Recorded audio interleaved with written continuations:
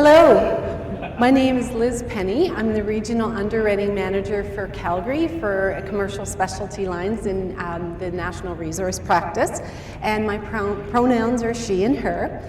I'd like to welcome you all. Thank you so much for coming. And it's really joining us today to come together to honor the lost children and survivors of residential schools, their families and communities. We also come together today to celebrate our truth and reconciliation journey, and it is in a celebration. I didn't realize it at the time, but I started my journey many years ago while visiting Head Smashed in Buffalo Jump with my family.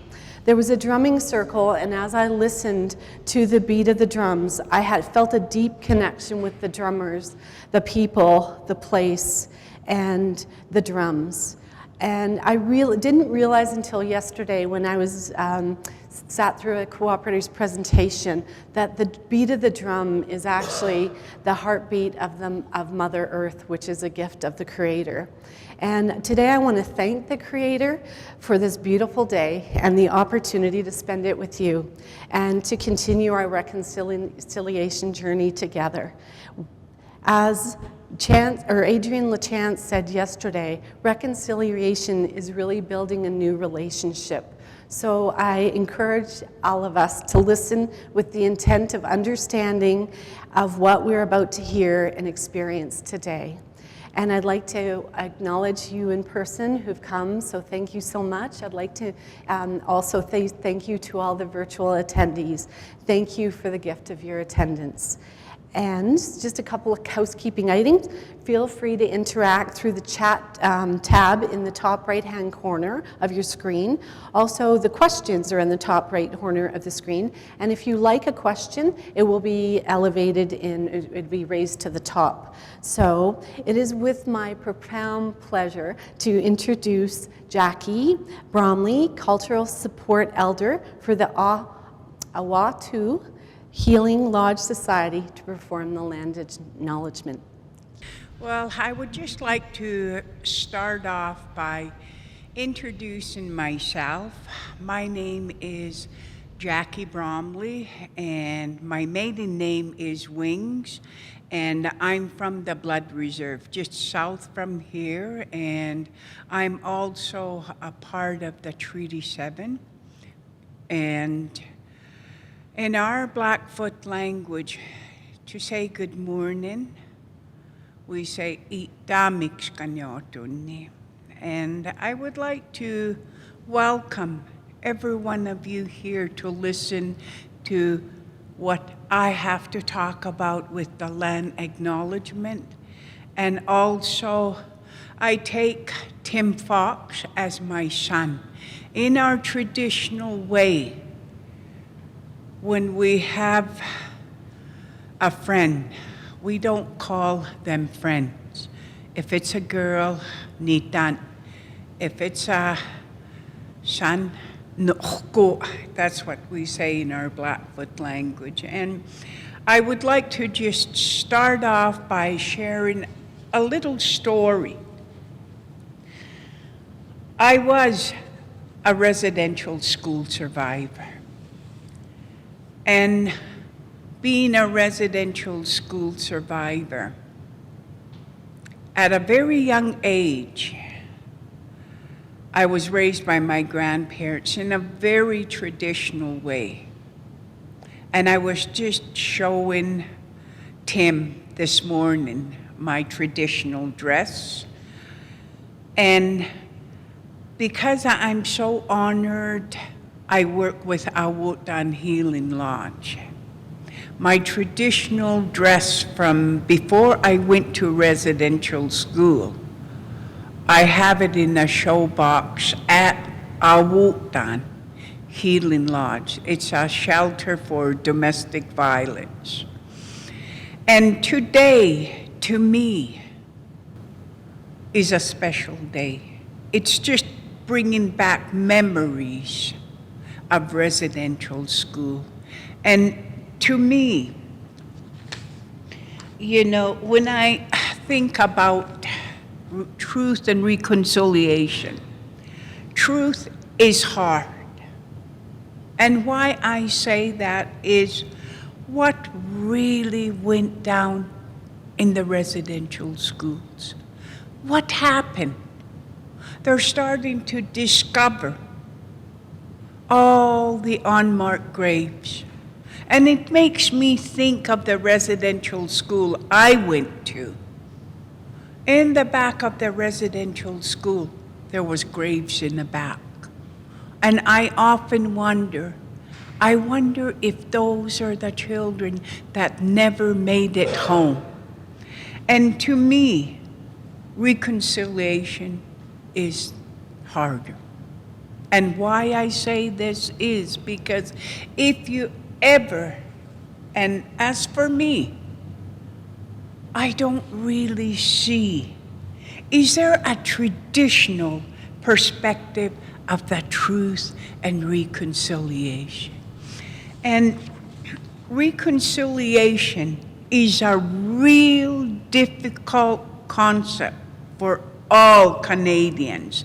And it's difficult concept for us as Indigenous people as well. Because reconciliation isn't just about the relationship between Indigenous people and non-Indigenous people in this country. It's also between generations of Indigenous people. It's between families of Indigenous people. There are a lot of things that have driven us apart, things that we need to overcome. And I would like to start off. You know, it's always appropriate to provide a land acknowledgement at the beginning of an event or gathering. This land has to be acknowledged. I myself, as an elder, I like to hear that our land be acknowledged. Who took care of this land for a long time. In the spirit of reconciliation, I wish to acknowledge the land on which I work from, where the Bow River meets the Elbow River. The traditional territories of the Blackfoot name of this place is Mohkinchis, which we now know as the city of Calgary. This is the traditional territories of the Blackfoot Confederacy, comprising the Siksika, Piikani, Kainai First Nations, other nations who are part of the Treaty 7 region in southern Alberta, also call this place their home, which includes the Tsuut'ina First Nation and the Stoney Nakoda, including Chiniki, Bear Paws, Wesley First Nation. And this territory is also home of the Métis Nation of southern Alberta. This is a common teaching from many of the elders, is that as human beings, we did not just arrive in this time and place on our own. We carry the life stories and lived experiences of our ancestors and those who have preserved so that our generations can live life in a good way. Our stories carried in the land, in the rocks, in the rivers, in the whole environment, coexisted in such a way that there was harmony between all beings within creation. We were capable of seeking treaties with each other to preserve life. It is those thoughts and peaceful energies we breathe life into when we do the land acknowledgement.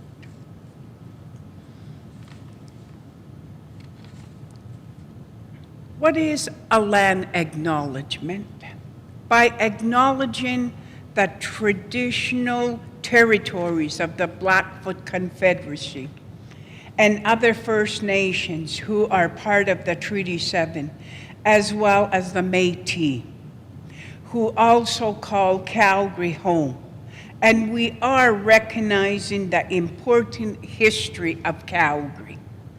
We recognize the signing of Treaty 7, an agreement between the British Crown and First Nations living in and around Calgary that establishes the continued right of First Nation to their traditional lands and their right to future.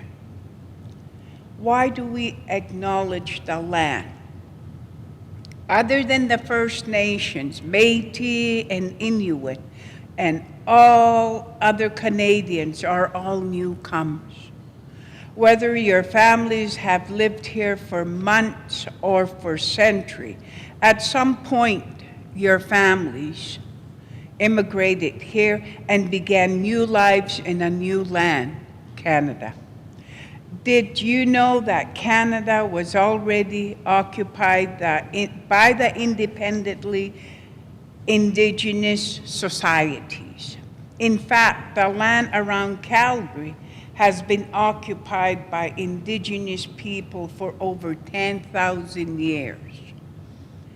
With each wave of settlement, many Indigenous people were displaced from their traditional lands and ways of life. This consequently began the effects of which persist until this day. As newcomers, we recognize the First Nations, Métis, and Inuit people of Canada as the traditional stewards of Canada. Additionally, we recognize their traditional ways of life, their ties to the land. We also recognize that we forcibly disrupted these ways of life to the benefit of our own. And that's it. Thank you.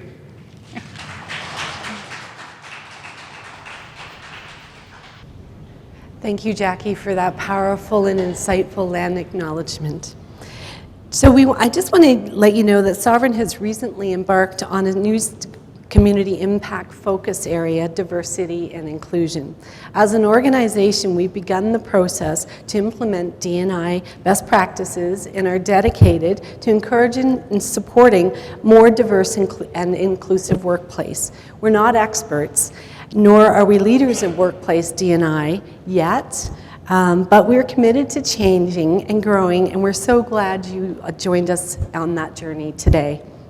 As you know, we've all come together to recognize National Day for Truth and Reconciliation. This day honors the lost children and survivors of residential schools, their families, and communities. Acknowledging Indigenous experiences and commemorating the history and ongoing impacts of residential schools is a vital component of the reconciliation process. We're thankful to be joined today not only by Jackie, but also our keynote speaker, Tim Fox. Tim Fox is a proud member of the Blackfoot Confederacy from Kainai Nation and currently Vice President of Indigenous Relations and Equity with Calgary Foundation. Tim's primary focus is facilitating a systems change approach for reconciliation, decolonization, and racial equity. Tim helps to strengthen and enhance the internal culture and practice at Calgary Foundation while incorporating work of the Truth and Reconciliation Commission and radical equity, both internally and in the broader community. Please join me in giving a warm welcome to Tim Fox.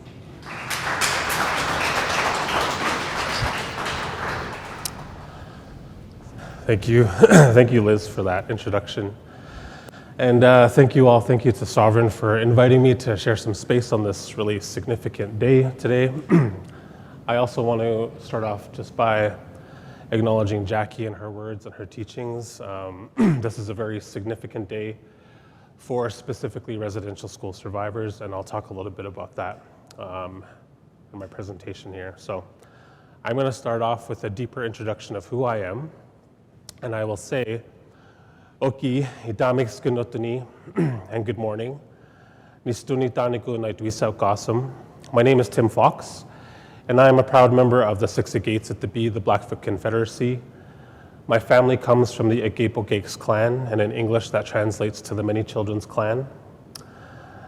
I am a proud father of an 11-year-old daughter, and I'm also the son of residential school survivors. I grew up on the Blood Kainai Reserve, same community as Jackie. And although we struggled because of impacts of intergenerational trauma, and for those of you who joined my keynote last year, I talked a little bit more about impacts of intergenerational trauma. I'm still humbled, and I note a level of privilege I was afforded while being surrounded by my community, my family, my culture, and my traditions. Because of harmful historical legacies, policy, and practices that saw the removal of so many children that continues today, I understand how fortunate I was to be raised within my community, despite the challenges I faced. All of these factors that make me who I am contribute to the work I'm involved in and tasked to support for the settler-created Calgary Foundation. In my role, a big part of the mandate includes exploring and finding ways to mobilize the work of reconciliation, decolonization, and now racial equity from a systems change approach and perspective. I believe that gone are the days when systems, institutions, and society should expect Indigenous and racialized individuals to assimilate, adapt, or fit into the dominant culture. Those days are over. The time has come to challenge our current structure of these systems, institutions, and society overall. Now, I don't claim to be, nor do I consider myself an expert in this work, but I am trying to do my best to learn, unlearn, and be less extractive when it comes to knowledge. In 2012, I was invited and welcomed to be part of the design team that wrote the 4 R's framework on reconciliation. And through that process, I met my friend and colleague and someone I consider my traditional sister, Jessica Bolduc. Jessica has once explained to me the notion of edgewalkers. She says, edgewalkers are people who leave the safety of the borders to reach out and expand our sense of community, bringing us back together in a different and more whole way. Because the changes we need won't happen where we feel safe. Edgewalkers are deeply interested in the potential of the future and have the hunger to contribute to a better world. And as I present to all of you today and all of you listening online, I can't help but feel a collective sense and desire to contribute to growth and change and well-being for future generations. A better world. At the end of the day, our core values may be very aligned. We all want the best for future generations. We're just going about it in different ways. So within our difference, we have much more in common than we realize. Moving forward, we have an incredible opportunity to participate and help lead efforts of truth, reconciliation, and healing through our work, education, and storytelling. In your roles, you're being called to raise awareness about the importance of this work as part of your organizational vision and values and mandate. There is a harmful thought pattern about the Indigenous community that exists all across the country. You may have been raised to believe this thought pattern. Cindy Blackstock refers to it as a colonial dichotomy of the savage and the civilized. The savage being the Indigenous community and the civilized being non-Indigenous people, typically those of settler ancestry and descent. Personally, I never read the comments section on media or social media articles highlighting Indigenous issues. They're extremely harmful and hurtful, and I choose to prioritize my mental health and well-being over reading such comments. There's a media outlet in Sault Ste. Marie who recently took action against these very harmful ideologies that often surface in news articles that they report on and cover related to Indigenous issues. And I particularly like this point that they highlight when they made this decision. Quote, "It's just that some of you don't seem to have anything of value to say, and yet you keep saying it anyway, over and over again, at length, and in hurtful and often hateful language. We've read your ignorant ramblings, your subtle but hurtful racism. We have moderated your thinly and not so thinly veiled threats of violence and cringed at your links to wackadoo conspiracy theories. The last month has not been pretty, and just the last 2 weeks, we have seen you resort to slurs and hurtful stereotypes over and over again. A story on the local tribute to missing and murdered Indigenous women and girls prompted a stream of completely insensitive comments. At least one of you called for police to shoot peaceful protesters, and several of you suggested drivers run down the human beings holding Wet'suwet'en solidarity demonstrations. Another commenter suggested Canadians would be better off if we could live native free. Enough," end quote. There's an author of settler descent. His name is James Dashuk, and he wrote a book called Clearing the Plains. And he says, and quote, "What that means is the foundation of Western society is based on, if not a lie, some pretty bad illegal actions on the part of the state. The foundation of our society is kind of rotten," end quote. A huge factor in efforts of systems change is when you are able to shift attitudes and beliefs. You're all being invited to elevate Indigenous people and communities in a positive way, further dismantling harmful beliefs about who we are and what we stand for. Join us in these edge-walking efforts for change, equality, and belonging. It is through my connection at the Circle that I was able to meet my friends and colleagues, Michelle and Paisley Nahaney and Lloyd Attic of Decolonizing Practices. They introduced me to an impactful experience that takes a deep dive into concepts, vocabulary, and applications around decolonizing ideas, territorial acknowledgements, wealth, land possession, and more. In 2018, I had the privilege to meet Decolonizing Wealth's Edgar Villanueva, who taught and continues to motivate my sector to disrupt the existing systems of moving and controlling capital. He offers truth, reconciliation, and healing from the ails of colonization through education, radical reparative giving, and narrative change. Where I work, Calgary Foundation is experiencing some very significant transformation for reconciliation and now racial equity. But none of this could have been a realization without my involvement with those with lived experience and taking a deep dive into our organizational script. And then being compelled to facilitate the necessary change that has been needed for so many years to the infrastructure of how we operate as organizations. You can never let formal schooling interfere with your education, especially when it comes to the topic of systems change for reconciliation and equality. There's a notion of knowledge extraction versus knowledge mobilization. Since the contact of early settlers and Europeans to this land, now known as North America, Indigenous people have always been extracted from. We've been extracted from in land, we've been extracted from in resources, we've been extracted from in women and children, and that extraction continues today. There's a lot we have to reconcile with.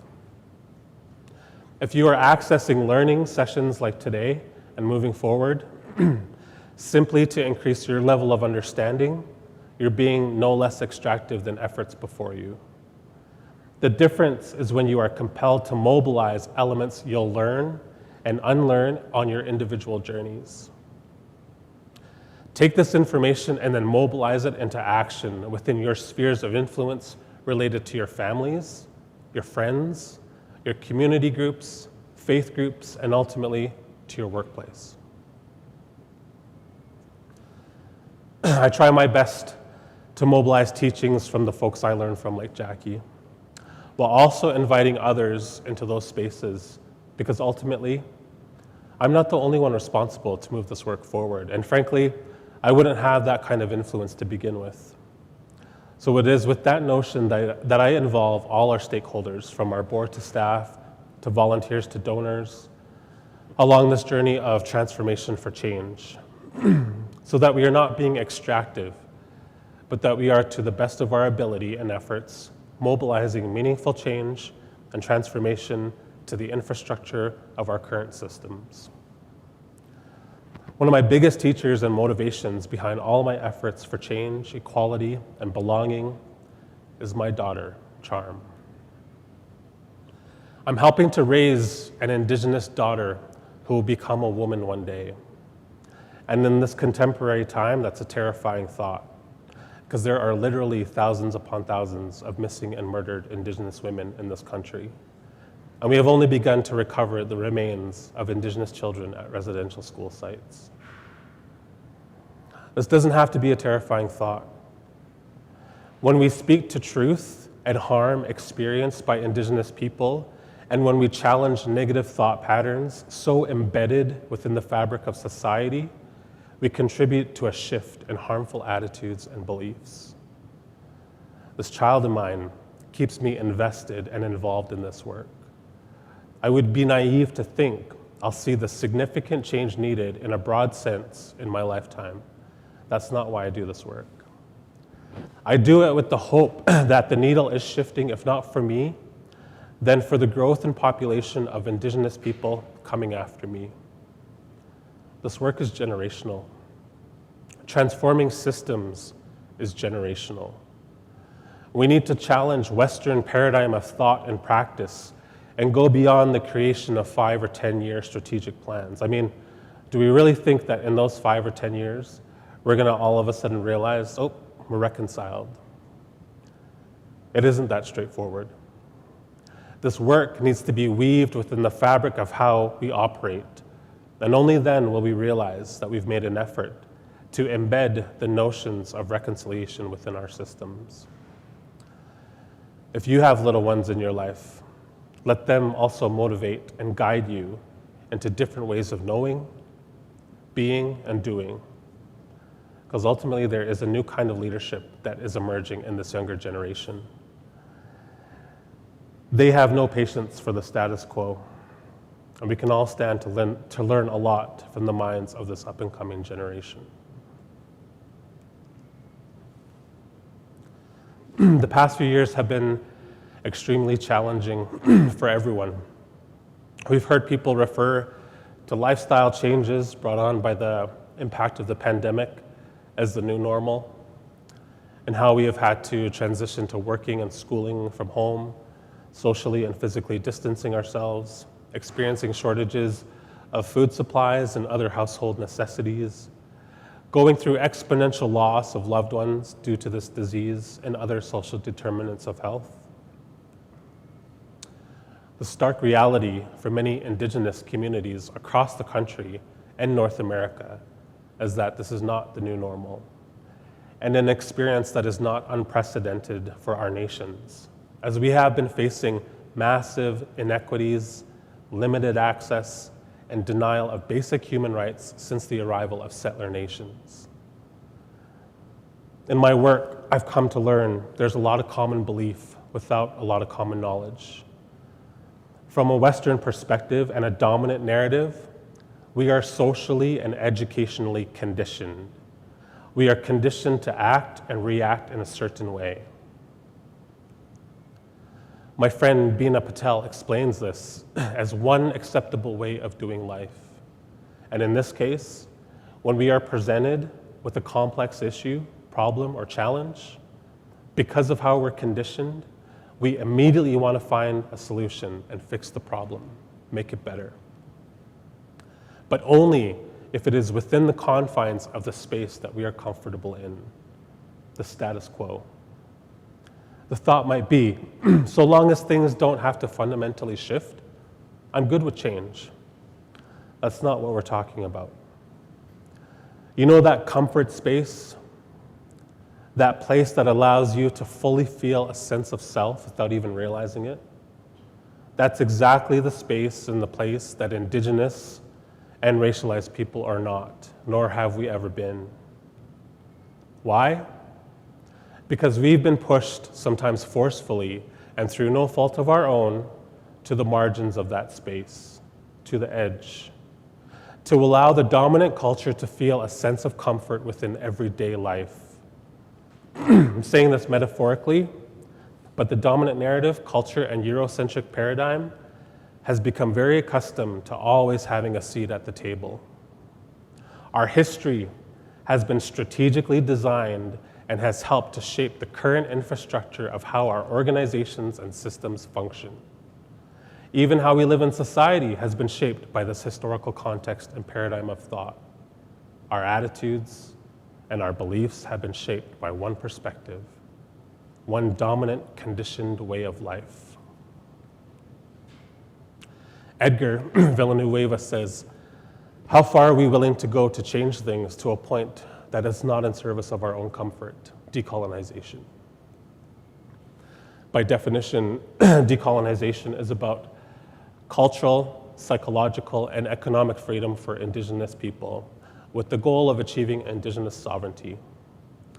Colonialism is a historical and ongoing global project where settlers continue to occupy land, dictate social, political, and economic systems, and exploit Indigenous people and their resources. It is a global endeavor. That comes from the Global Solidarity and Actions website. Indigenization is a process of naturalizing Indigenous knowledge systems and making them evident to transform spaces, places, and hearts. It is important to understand there's diversity within our Indigenous nations. Going back to my thought on the strategic design of our shared history, when I went to school, I learned about Indigenous people, but I didn't learn about my people, the Siksikaits at the B, the Blackfoot Confederacy. The history books did a good job of painting us with one brush and presenting us to the broader of society, generations before us, and our generation now as one homogeneous group with one set of values, culture, and identity. That's not the case. We're realizing this with the rise of land acknowledgements across Mother Earth. Nikki Sanchez notes in their TED Talk, decolonization is the responsibility for all, Indigenous and non-Indigenous people alike.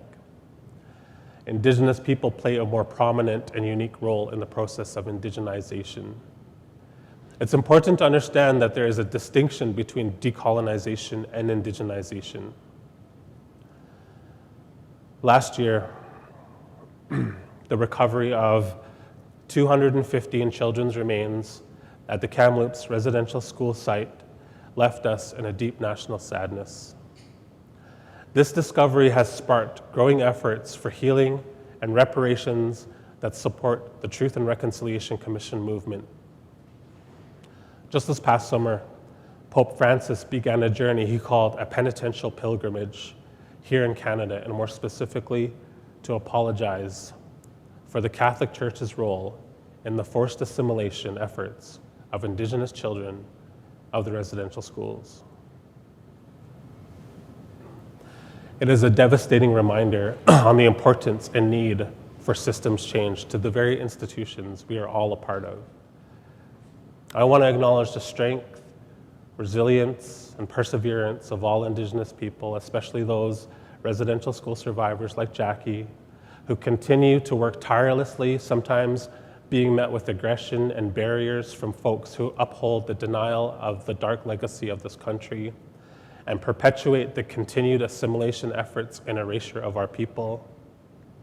Despite the challenges we face and recent findings on residential school sites, Indigenous people continue to show up to do this work. Every day we show up to walk that edge for change. As Jessica Bolduc shares, the invitation is for all to join us on that edge, to sit in with the truth and be compelled to amplify our efforts of decolonization. The motivation should not be to become an ally or a better ally. The motivation should come from the realization that severe genocide has occurred and you're inspired to help right the wrongs of the past through change and action. It's the process and actions that indicate your ally status that is recognized and so needed by our communities. There's diversity within our nations, but there's also consistency in some of our beliefs. We share a common value that everyone has a seat within the circle for this change, and it is this change that will benefit not only us, but everyone in society. In my work, I am constantly reminding myself of values I was raised with by many people who had a hand in my upbringing. One of the most impactful teachers in my life has always been my late grandmother, Emma Many Feathers. Gimabipitsin is a Blackfoot word that loosely translates to kindness and compassion for all things and all people. When I was a child, I have memories of many, many family gatherings hosted at my grandmother's house. She was the matriarch of our very large family. I often reflect on many emotions and revisit all the sensations that were created within myself at those times. There was laughter, the smell of amazing food, medicines, or siksikimi, mint tea. We had some amazing mint tea earlier. I'm so privileged to have been given the opportunity to live and care for my grandmother and my grandfather. I would have to drive her all over as she completed her errands. And in those drives, I would hear story after story, often being told in Blackfoot, but she would always make sure to offer a little bit of translation along the way because our languages were disrupted through this shared history I'm talking about.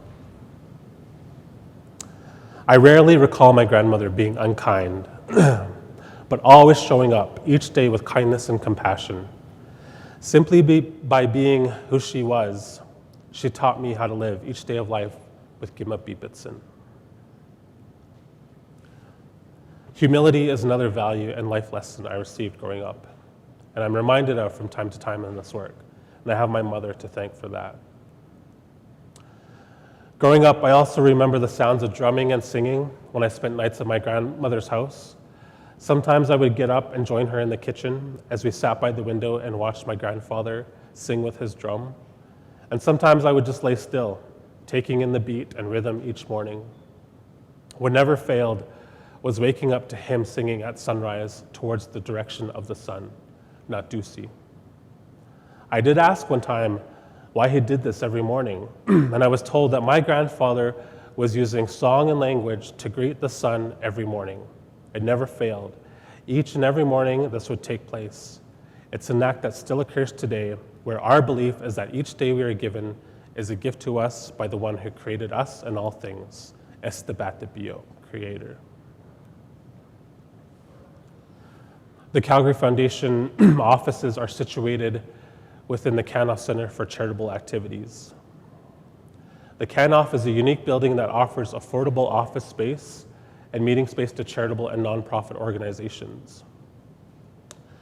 Pioneered by my friend and colleague, Daisy Giroux, strategy lead for the United Way, Not Dusi Healing and Wellbeing Initiative, we identified a systemic barrier that exists within the Kainai as an institution. Since 2018, an advisory made up of Bikani elders, Reg and Rose Crowshoe, Indigenous and non-Indigenous tenants, and stakeholders have been working to impact change and allow Indigenous oral traditions to occur within this building, specifically when it comes to the practice of smudge. Only recently, after 5 years, have we made progress that allows us to show up to work while upholding and being our true authentic selves. Article 11 of the United Nations Declaration on the Rights of Indigenous People supports these efforts by stating, Indigenous people have the right to practice and revitalize their cultural traditions and customs. This includes the right to maintain, protect, and develop the past, present, and future manifestations of their cultures, such as archaeological and historical sites, artifacts, designs, ceremonies, technologies, and visual and performing arts and literature.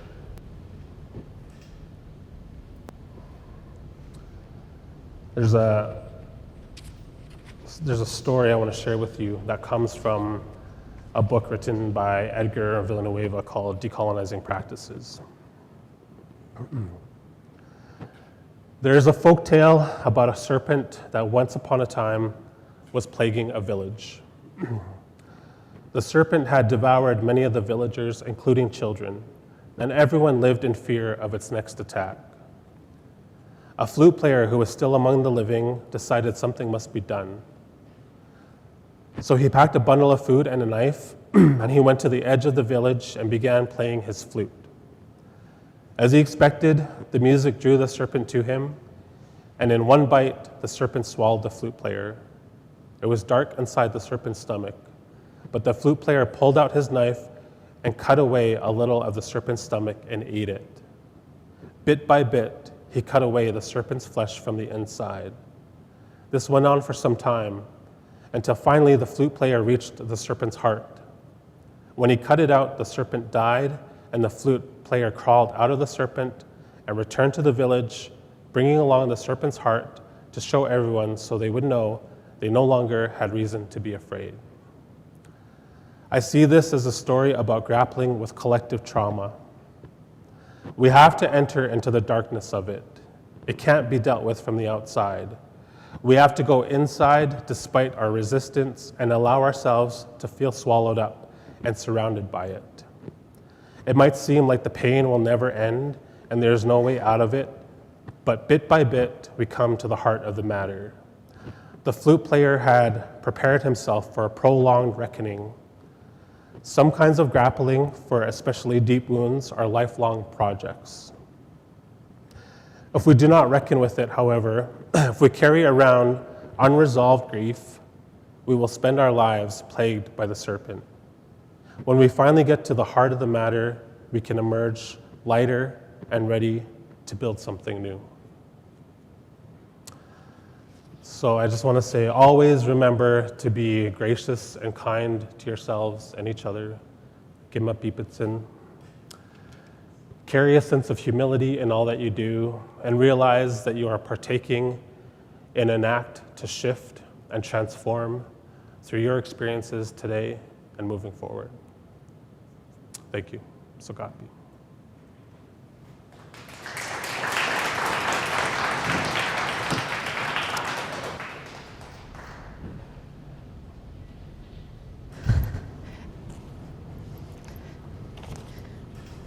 Thank you very much, Tim. That was really powerful. Wow. So we'll start with a question. How do we move beyond tokenistic gestures of recognition or inclusion to meaningful change practices and structures? Well, I wish there was a straightforward answer to that, but what I would say is I just try to encourage people to really take a deep dive into this truth-telling movement that we're talking about.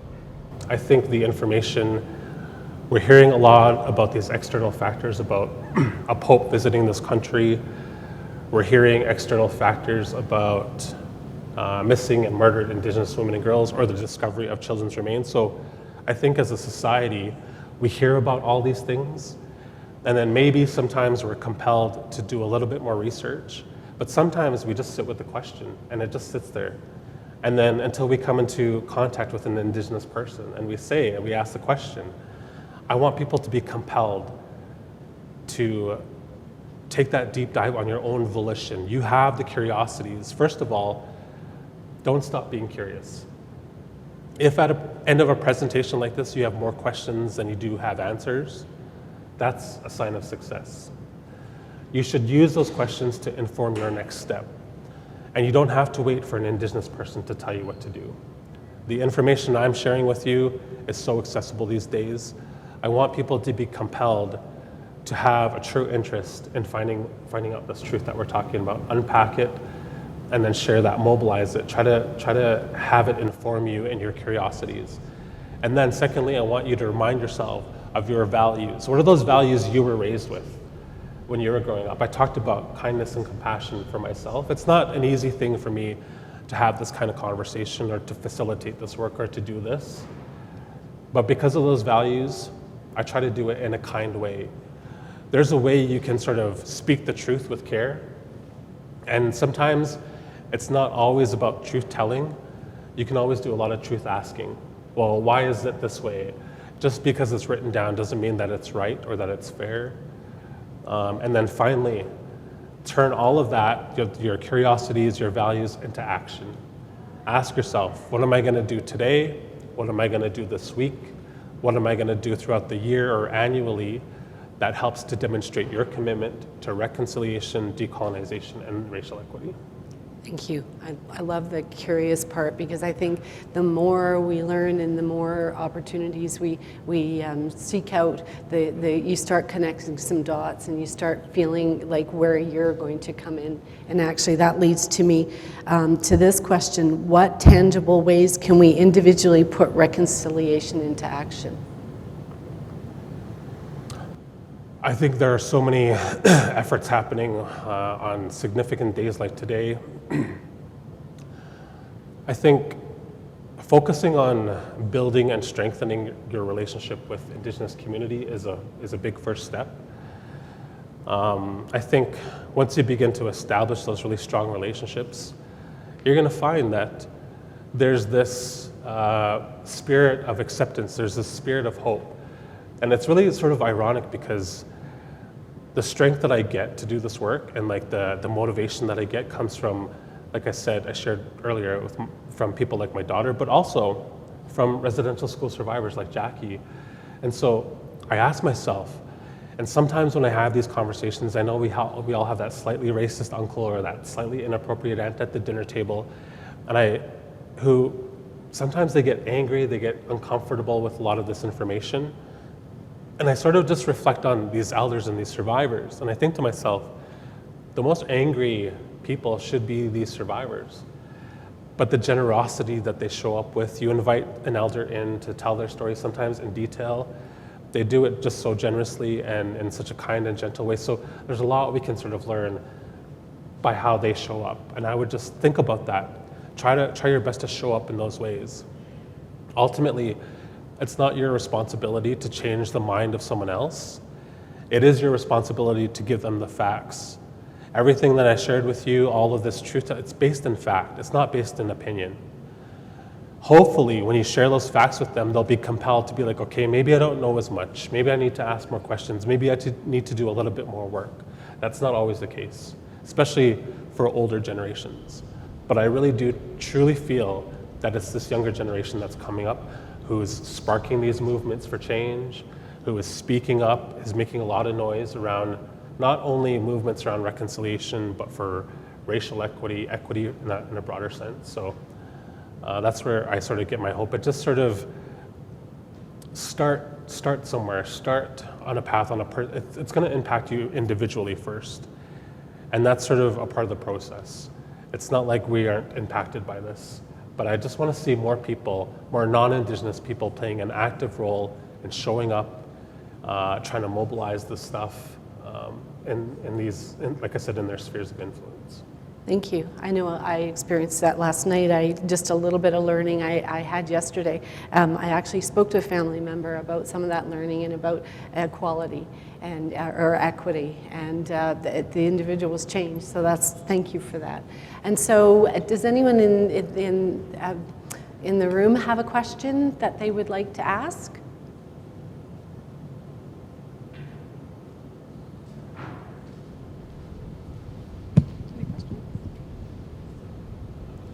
Anyone? I know there's good conversation at the table. We do have a question in the chat. Thank you. From Sarah, and I'm going to read the whole thing. It's quite lovely. I'm a newcomer, and I'm grateful to live and work on the traditional, ancestral, and unceded territory of Caitie First Nation. The beauty and the abundance of the land is so in harmony with the healing energies of the Indigenous people who have been living here and taking care of the land for thousands of years. My question is that, how can we get in touch with Indigenous people and their rich culture? It's a common question. And there's no formula to building relationships. Find yourself in community. I feel like I have a really strong connection to the urban Indigenous community in this area and to local surrounding First Nations, but I found myself in community. I didn't have the luxury to reach out to an Indigenous person or go to a Tim Fox to ask this question. I had to find myself at a lot of community events. There's tons of stuff happening locally today. Find yourself where you're the minority. Oftentimes, I'm sitting here, Jackie's sitting here, we're probably the minority in this room. And that's happening far too often for Indigenous and racialized people. When was the last time you found yourself in a space like this where you were the minority? Ask yourself that question. And if you can't recall, then start finding yourselves in those places and spaces. Build those relationships. It's not a hard thing to do. And I feel like people have that framing that how do I build and strengthen my relationship? You just find yourself in community and meet new people. There's an elder in our community, Casey Eel Speaker, that says, we're not strangers, we're all friends who just haven't met yet. So, Lovely. Yeah. Thank you. I do have a question, if that's okay. So how do we show up for a homeless Indigenous person? What do you recommend that we do? I would say be very aware of your biases and your judgments that you have.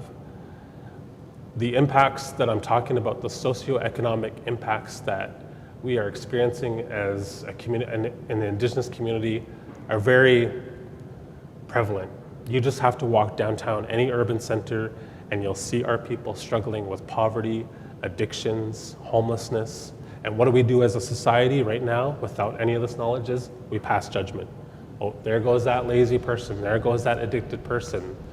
That's the attitude and belief I'm talking about in this keynote.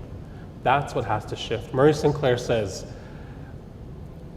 when we are working and focusing on the work of reconciliation, it's about what we say to and about each other in private and in public that we have to think of shifting. Once we begin to sort of see that shift in behavior, only then will we realize that, there's reconciliation happening. That homeless person, you have no idea how this history has had a hand in getting them to where they're at right now because we're so conditioned to pass judgment. We didn't get there on our own. They're not vulnerable people. It's these systems around us that make us vulnerable. Thank you. So show up with kindness, compassion, and humility. And dignity. Give them some dignity. Acknowledge them. Say hello. If you have nothing to give, at the very least, you can acknowledge that there's another human being who's in need in front of you and treat them like human beings. Thank you. Thank you. Do we have time? One more? All right. What opportunities for renewed cross-cultural relationships and community connections already exist? What opportunities? I think the desire for a lot of systems and organizations to find ways to step into this work is emerging a lot all over society. Definitely the conversation around reconciliation is becoming a lot more well-known across the country. Now we're also hearing a lot of the conversation and dialogue being surfaced around social justice and racial equity and all that kind of stuff. So I feel like there's also this attitude where people are afraid of diversity. I'm saying we're entering a time where we need to sort of really embrace that diversity. Diversity should show the beauty and difference that we have. There's this negative framing about that all the time. Well, why do I have to talk about race? Because we're all different and all of these races are beautiful. So I think the opportunities in everyday life situations are there for that cross-cultural dialogue and sharing. You just have to sort of, begin to start that conversation with someone who you wouldn't normally start having a conversation with. Thank you. I know Jackie taught me how to make fry bread, so my There you family's go. in for a treat. Yeah. So thank you so much. I think there's a question. Oh, there's a question. Yes, Jen. Could we? Tim, you're so inspiring to listen to, and we're all on this journey where we're learning so much, particularly those of us who are non-Indigenous, who are learning all about this history. And so many of us want to be able to show up and, as you say, be very present and say the right things. Are there things that you've heard people say, well-intended to be the right thing, that just don't land, that just don't work? We're always scared of wanting to say the right thing, scared of saying the wrong things, then maybe end up saying nothing. Any advice that you have, or anything that you've observed or seen that is helpful for those of us who are on that journey? Yeah, we don't have enough time for me to share the many examples of how I see this show up. So I will give some advice, though.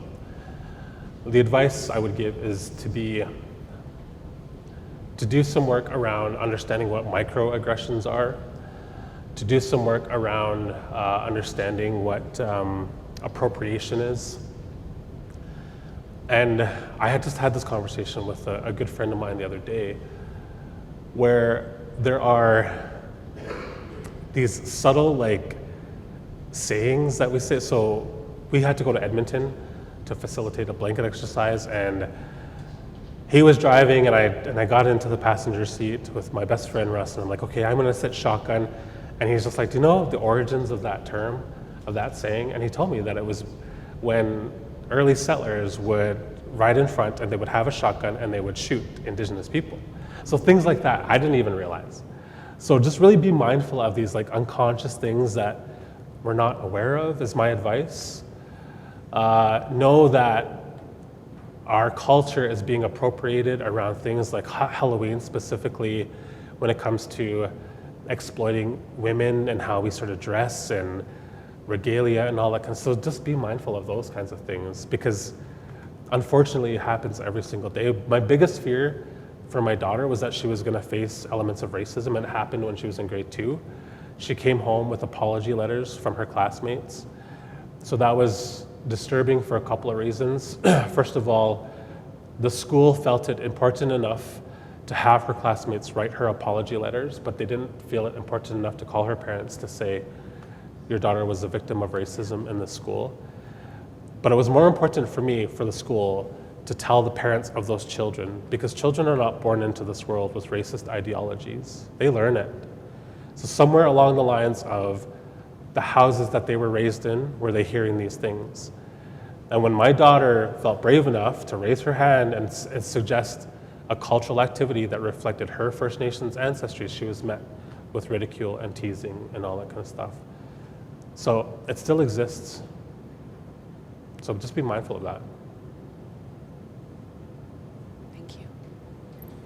Well, thank you very much for the opportunity to be here today to learn more about, how to be more, to acknowledge, what's going on in this time. First of all, I would like to acknowledge that we're in the land of Treaty 7, I believe. And can you tell us specific organizations within the city of Calgary where we could actually get involved with, spending time to learn more about, the Indigenous culture and how we can get involved? Because speaking for myself, other than attending events such as this, I don't really know where I can, approach people to learn more about Indigenous culture and actually get involved. Yeah, absolutely. Yeah. And I'm not sure if this is a good thing or a bad thing, but there's only a handful of Indigenous-led charities in the city of Calgary. One of those Indigenous-led, so I want you to be mindful of Indigenous-led versus Indigenous serving or Indigenous partnerships. There could be non-Indigenous organizations that have elements of programming, which isn't a bad thing. But for your question, I would really try to seek out those Indigenous-led organizations like Awo-taan, where Jackie works. Awo-taan Healing Lodge Society. There is an organization called Miskanawa. There is an Indigenous youth organization called the Urban Society for Aboriginal Youth. There is the Aboriginal Friendship Center of Calgary. There's Métis Calgary Family Services. So there's only a handful of Indigenous-led charities who are constantly looking for volunteer support, donations to help with their charitable activities. I would really highly suggest and encourage and invite people to think about giving back to these organizations, because Indigenous-led charities receive the lowest percentage of charitable giving all across the country, and racialized communities as well. Thank you. Okay, so I just want to thank you so much, Jackie Bromley, for performing our land acknowledgement today, and to Tim Fox for the insights you've shared and being so candid and vulnerable. We appreciate you holding space for us as we all take steps to becoming stronger allies to the Indigenous community. And I'd like to announce on behalf of Souveraine, we would like, in honor of you, Tim, and our partners, we would like to give $15,000 to the 4Rs Youth Movement. And the 4Rs Youth Movement is a collaborative youth-led initiative seeking to change the country, now known as Canada, by changing the relationship between Indigenous and non-Indigenous youth. Thank you. And thank you so much for joining today. We really appreciate it. And I'm just going to encourage all of us to be edge walkers, to really come alongside and really change and be the change. And one day look back and say, you know, we contributed to the improvement of the equity and of Indigenous people. And so just wanted to let you know there is a recording and there will be French subtitles as well. So keep an eye out for that in your inbox.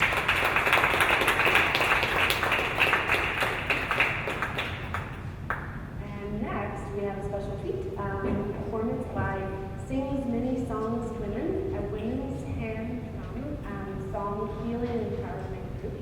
And please welcome Pearl White Quills, Deborah Green, and Caitie Kemp. So if we can take a moment while I play the flute to remember why we are here today and to pray for those who need it most, including ourselves, everyone who has been impacted by residential schools,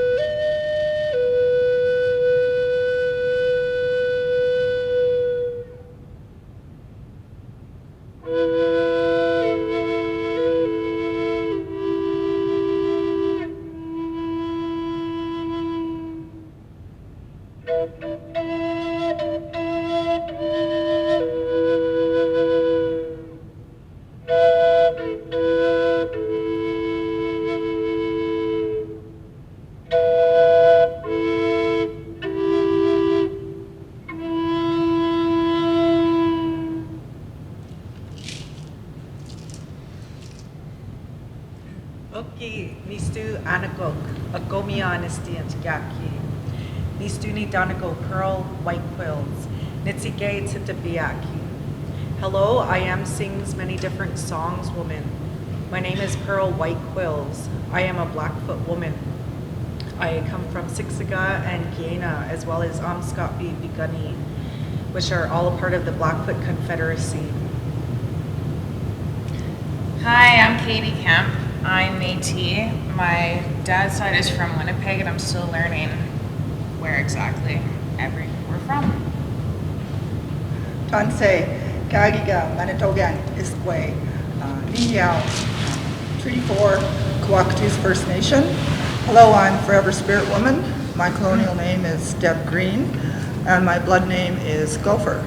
I come from the Treaty 4 area and the Kawakatus and Paipots First Nation in Saskatchewan.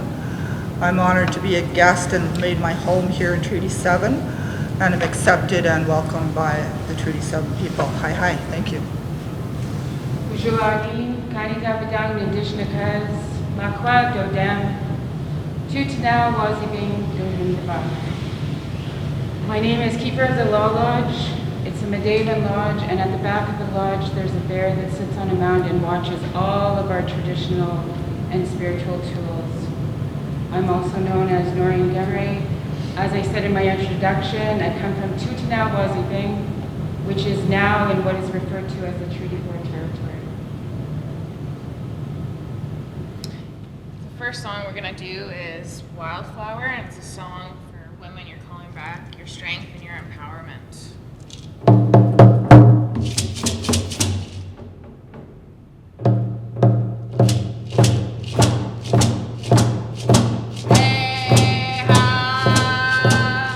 Hey,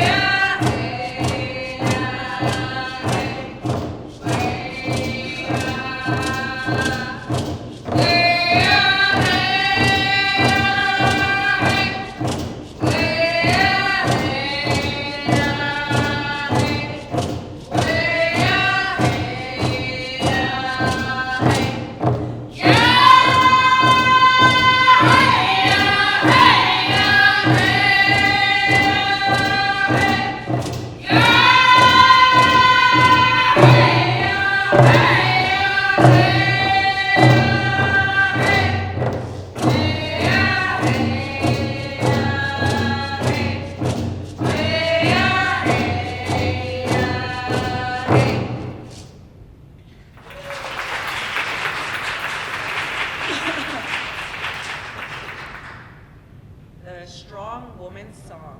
This song is to empower the women and to bring strength for the challenges that we face on a daily basis.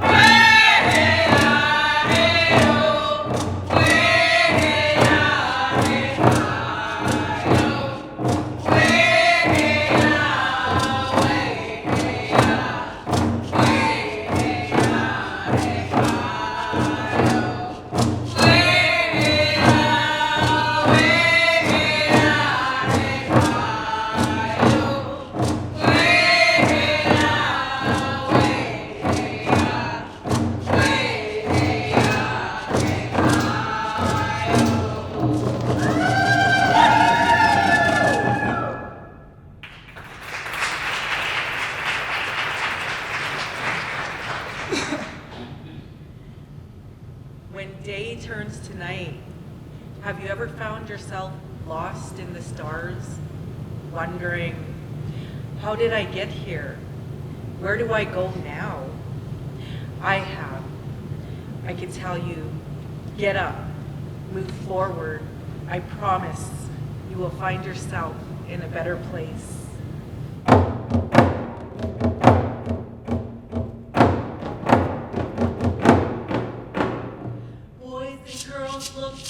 And believe time is precious. Allow yourself to receive. Blessings are not hard to find. Dreams abound, they live in your mind. The stars in the sky are your ancestors. Looking back at happy answers. Hey, hey, hey, hey, oh. Hey, hey, hey, hey, oh.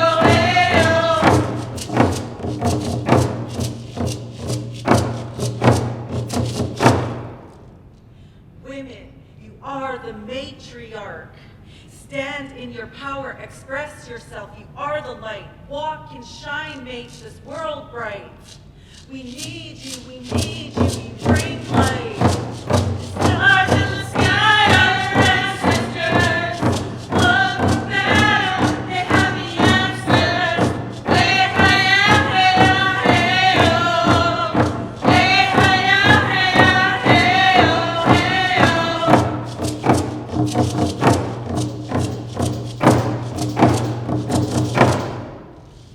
Men, you are our warriors. Rise up, it's time for you to heal. Stand by us. We need you to feel, find your spirit guide. We need you by your side, protecting us, respecting us. The stars in the sky are your ancestors.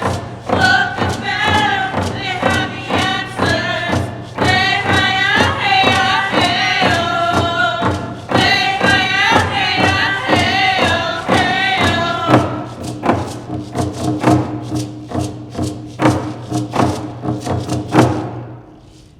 Families gathering is powerful.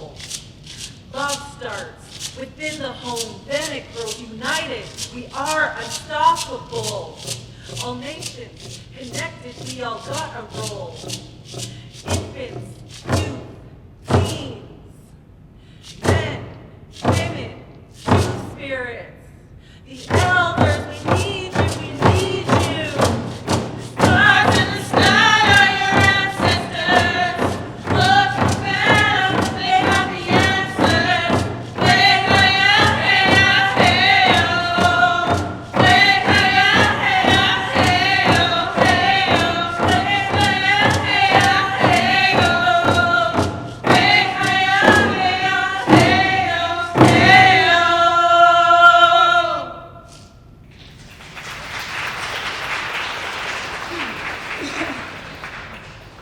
That song is an original written by myself and my amazing performance group. Our group sings that song together. And this next song is the Cree Prayer. The song originates from the Anishinaabe. Neil Hall had this song come to him in the time he was grieving the loss of his mother. And like a lot of our songs, they get adopted into other nations. And this is how this song was passed on to us.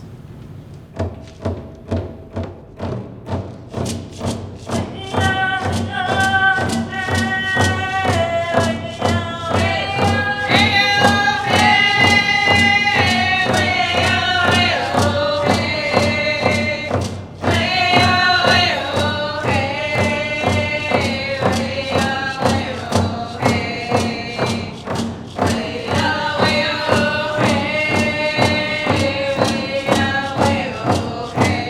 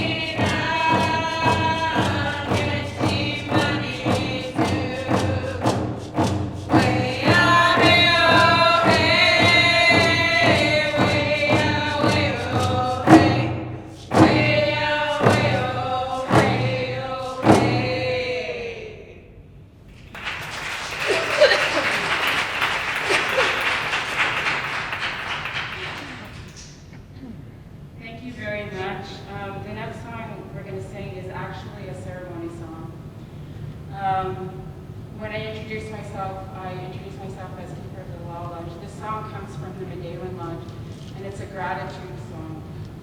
So it is like a prayer going over you when I sing it, when we sing it.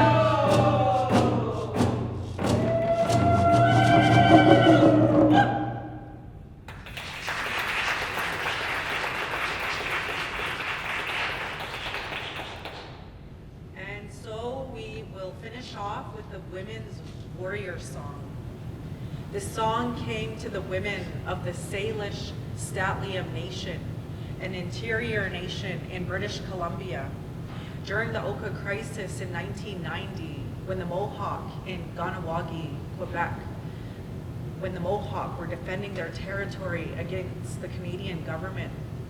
This song came to the women in BC while they were in a sweat lodge. On February 14th, we honor the missing and murdered Indigenous women. On May 5th, we have National Red Dress Day, where we honor the missing and murdered exploited Indigenous people. On September 30th, today, we honor the residential school survivors. We have our National Truth and Reconciliation Day, also known as Orange Shirt Day. On October 4th, next week, we honor our sisters in spirit. We also have the Moose Hide campaign. Their day is February 10th. However, throughout the year, men take pledges to protect the women, the children, and the elders, as it always has been. We have always lived in a matriarchal system. The women are the leaders. We understand the cycle of life. And so for that, the men's role is to protect, respect, and to honor us. When you see us raise our arms, raise your left. This is the feminine side. The right side is the masculine side. We're honoring the women in this song, the Women's Warrior song. For myself personally, I raise both my arms because I'm honoring the men as well. They need our prayers too. So whatever feels right to you.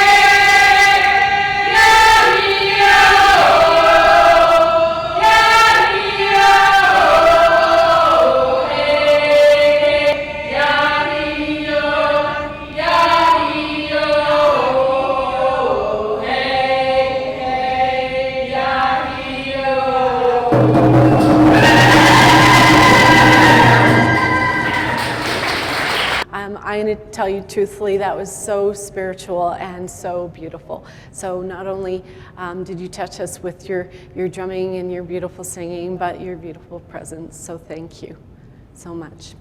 Thank you. And thank you so much to our partners who joined us today. We're really, really so filled with gratitude for that. And I just want to say thank you. And there is a powwow at the Scotiabank Saddle Dome starting at 6. The doors open at 6 tonight. It's being hosted by the Siksika Health Services. So if you're interested in going to a powwow, that's this evening. So enjoy the rest of your day and thank you again.